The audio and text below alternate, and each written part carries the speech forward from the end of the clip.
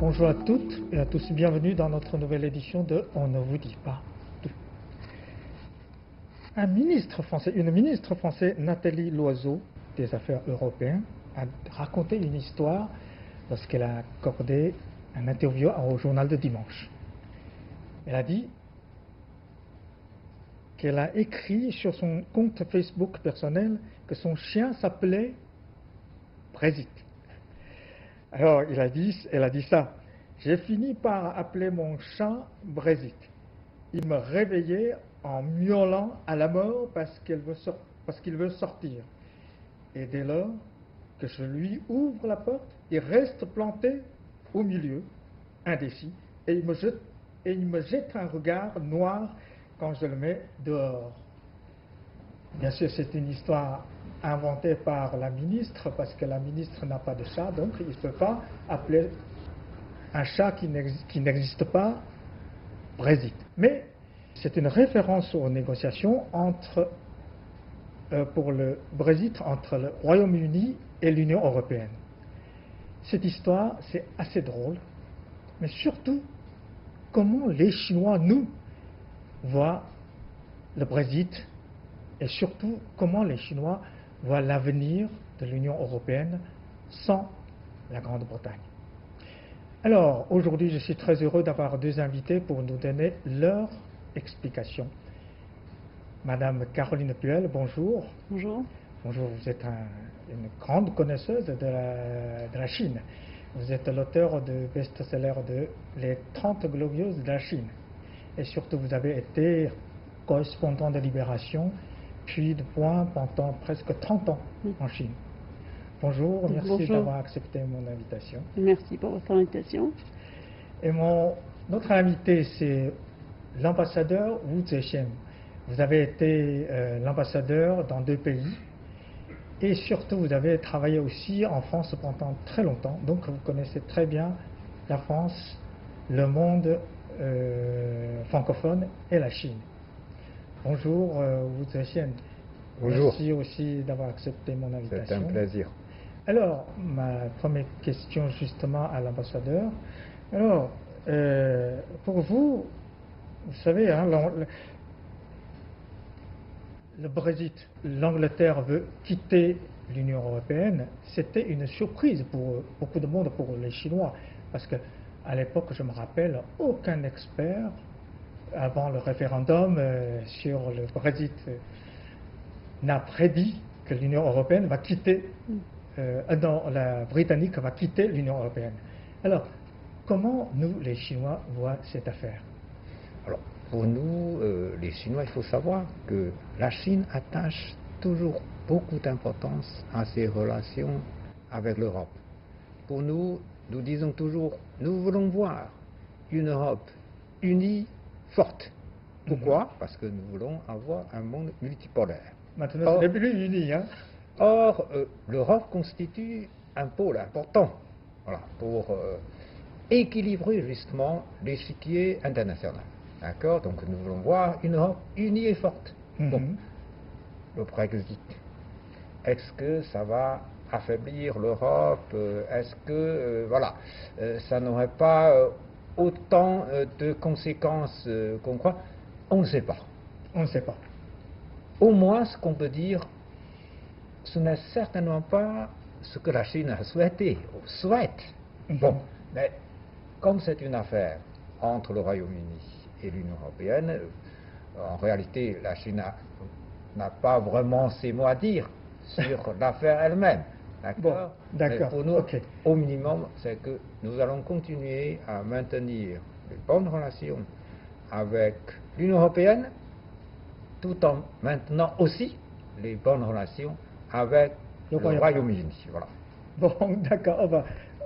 Caroline Puel, alors, vous connaissez bien les Chinois, hein, vous vivez ici, travaillez ici pendant presque 30 ans.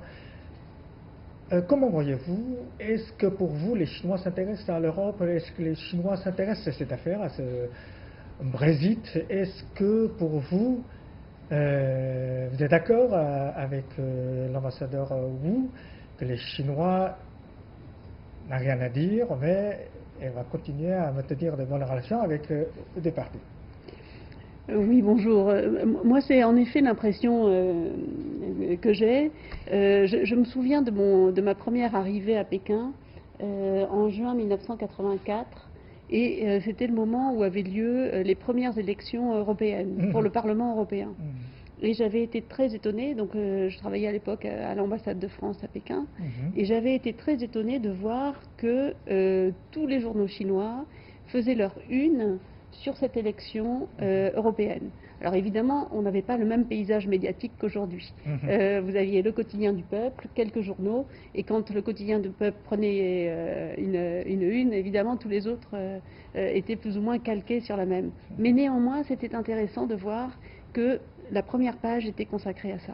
Donc les Chinois s'intéressent. Donc ils s'intéressaient. Bon, ça veut dire aussi évidemment que les autorités s'intéressaient à ce phénomène, mais communiquaient là-dessus, ce qui fait que les Chinois le lisant étaient forcément avertis de ce qui se passait en Europe. Et en effet, j'ai toujours eu ce sentiment qu'il y avait une attente de la part de la Chine de voir se constituer une Europe puissante. Le président Hu Jintao avait parlé de son souhait de voir émerger les États-Unis d'Europe. Évidemment, c'est aussi le souhait des Européens un jour. C'est un vieux rêve qui se poursuit, qui se construit depuis les années 50, mais auquel nous n'avons pas renoncé.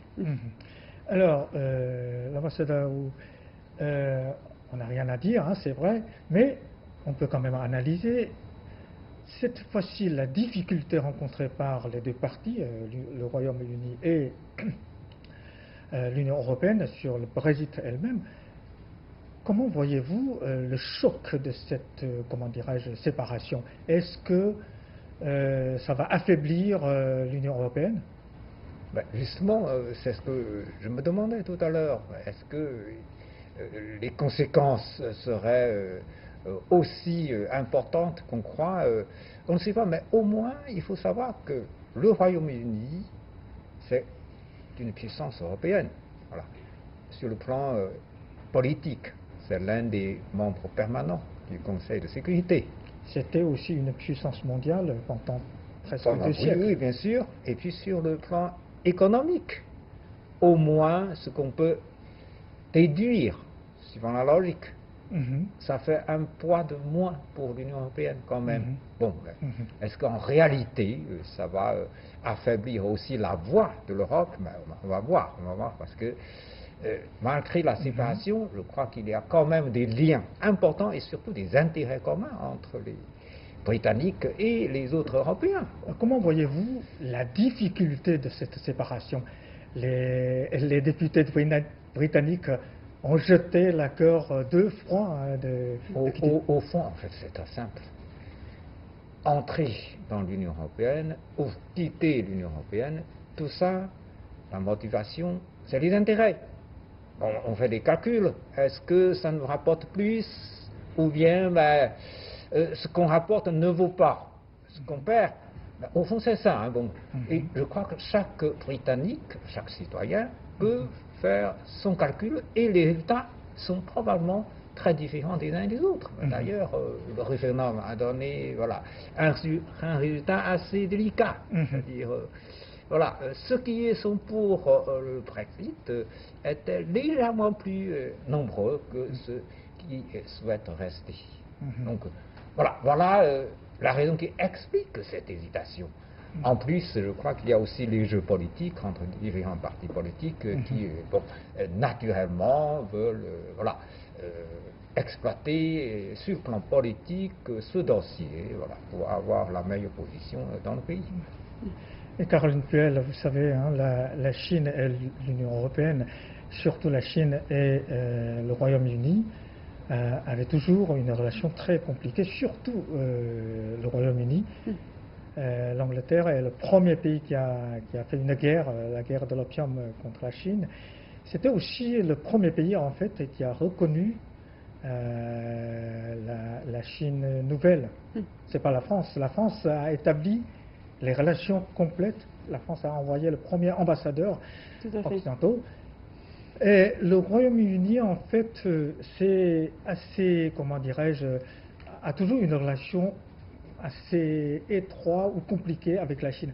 Alors, avec le Brexit, vous pensez que la Chine peut renforcer à la fois ses relations avec le Royaume-Uni et l'Union européenne? Tout va dépendre des conditions de sortie. À l'heure actuelle, on a en fait plusieurs scénarios.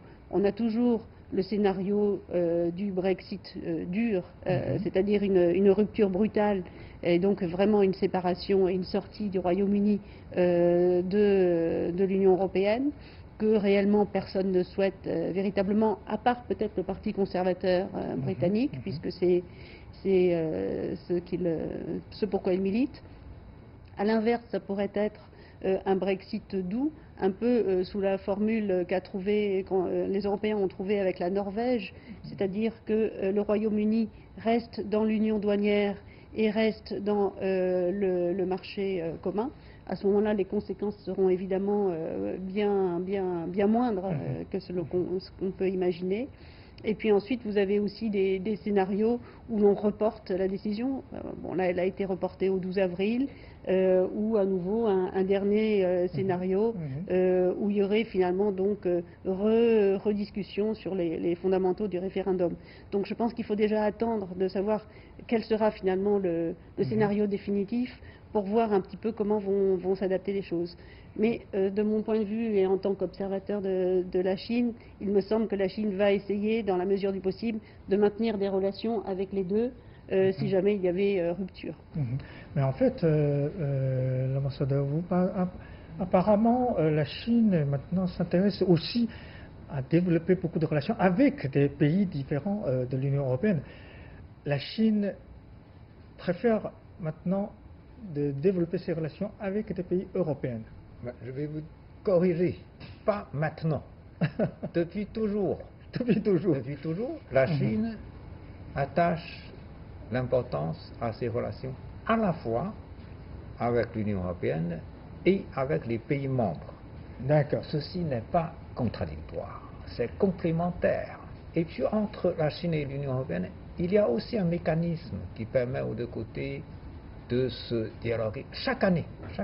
Oui, mais le Premier ministre chinois va en Europe le mois prochain. Voilà. Voilà. Donc chaque année, il y a un mécanisme de dialogue entre les dirigeants de l'Union européenne et le Premier ministre chinois. Mais chaque année, entre les dirigeants des pays membres de l'Union européenne et les dirigeants de la Chine, au plus haut niveau, donc, il y a toujours des contacts. Soit par des visites réciproques, soit des rencontres dans les marges des conférences internationales multilatérales. À l'occasion du G20, par exemple, à la fin de l'année dernière, le président Xi a rencontré plusieurs dirigeants européens, la chancelière Merkel, le président Macron. Voilà, donc vous voyez, les contacts sont maintenus aux deux niveaux. Pour nous, c'est complémentaire. Est-ce que vous êtes d'accord, Caroline Puel? Apparemment, quand vous voyez en Chine, quand vous demandez à un Chinois qui est le président de l'Union européenne, vous croyez que les Chinois le savent? Il faut demander aux Européens. C'est tout le débat aujourd'hui où il y a effectivement une volonté maintenant de renforcer le rôle de gouvernance et un peu le changement des institutions, avec une élection à terme du président de la Commission européenne. Vous avez pu voir que le président Macron était justement un petit peu monté au front ces dernières semaines, avec ce discours sur un désir de renaissance européenne. Et c'était un petit peu la suite de la discussion qu'on avait tout à l'heure. Vous savez, quand il y a des crises, on peut parfois considérer que cela va provoquer un effondrement, mais on peut aussi voir que cela peut provoquer un changement qui, sur le long terme, pourra s'avérer bénéfique. C'est pour ça que je crois qu'il faut attendre de voir les conditions de sortie britanniques. Je pense que personne ne souhaite voir un effondrement de l'économie britannique. Personne ne souhaite les voir exclus de l'Europe. Donc à l'heure actuelle, il y a plutôt une tentative d'essayer de les maintenir dans la famille, si je puis dire, par un biais ou un autre. Et en revanche, est-ce que cela ne va pas permettre à l'Europe de rebondir, de se repenser et de repartir dans une nouvelle étape, toujours dans la logique de sa construction et de son renforcement. Et c'est vraiment sur ce point que s'est situé le président Macron en parlant de renaissance européenne. Et moi, personnellement, c'est vraiment le thème que je valide et c'est celui auquel je crois. Je pense que finalement, ce Brexit, si on l'observe dans 10 ans, apparaîtra peut-être comme une chance pour l'Europe, parce que ça nous aura amené... Oui, finalement, parce que ça nous aura amené à repenser les choses, à repenser la manière de fonctionner. À l'heure actuelle, on voit qu'il y a 3 points sur lesquels il est important de travailler. Le renforcement finalement de l'identité européenne, de cette identité autour de l'idée de liberté, de démocratie, de système politique de ce type-là, l'idée de protection des frontières, et puis, enfin de protection des frontières, de protection de l'économie, qui apparaît quand même nécessaire aujourd'hui, et puis l'idée d'innovation, de création dans ce cercle européen qui ne reste pas fermé au reste du monde. Ce que vous dites me rappelle que le général de Gaulle avait 2 fois refusé l'entrée de dans l'Union européenne. Peut-être le Brexit va renforcer l'Union européenne, qui sait. Mais il y a quand même une autre affaire, c'est que ce Brexit qui concorde bien avec l'arrivée de Donald Trump aux États-Unis, c'est une vague du nationalisme, populisme. Apparemment, bientôt, il y aura une autre élection européenne, des députés européennes. Apparemment, tous les sondages prédisent qu'il y aura une vague nationaliste qui va dominer cette élection. Si, dans les pays européens, si le populisme, le nationalisme monte à un tel point, comment pensez-vous que l'Union européenne peut encore avancer ? Alors attendons déjà de voir les résultats, puisque la campagne électorale n'a pas encore démarré. Donc c'est vrai qu'aujourd'hui on voit les différents partis essayer de constituer leurs équipes de manière à pouvoir trouver des personnalités qui vont permettre de séduire et d'éviter justement cette dérive vers le populisme. Côté français, vous voyez qu'il y a des nouvelles forces qui apparaissent. Il y a effectivement cette volonté de renforcer plutôt ce qui serait l'équivalent de partis centristes. Donc la République en marche est aujourd'hui qui est donc le parti dont est issu le président Macron et celui qui se trouve le plus au niveau central de l'échiquier. Et dans la plupart des pays européens, vous avez la même tendance de vouloir renforcer le parti du centre de manière à limiter au maximum les tendances populistes qu'on pourrait voir à l'extrême gauche ou à l'extrême droite. Mais évidemment, attendons d'avoir les résultats. On est dans une phase aussi actuelle, en effet, de protestation sociale forte. Et les élections peuvent parfois servir d'exutoire pour exprimer du mécontentement. Ceci étant, les élections européennes sont généralement celles qui attirent le moins d'électeurs, non seulement parce qu'elles ont lieu à la fin du mois de mai, à une période où il fait beau, mais surtout parce que les gens se sentent relativement peu concernés. Donc, en termes d'abstention, les élections au Parlement européen sont généralement celles qui réunissent le plus d'abstention. On est généralement dans des taux autour de 50%. Oui. Bon, 50% d'abstention, est-ce que le vote... Bon, monsieur Wu, pour vous, le Brexit est le seul et le dernier, ou ce sera le premier et peut-être il va emmener d'autres exits, c'est-à-dire d'autres pays qui quittent l'Union européenne. Est-ce que pour vous, c'est possible ou pas?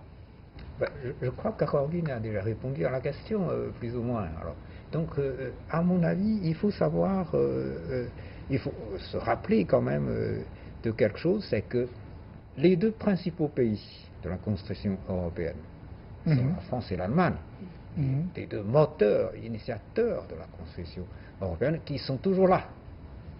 D'ailleurs, le Royaume-Uni, en quelque sorte, ce n'est pas un membre à part entière, entre guillemets. Oui, il n'est pas Voilà. dans la Dans la monnaie, zone euro, dans la euro, zone ouais. Schengen. Oui.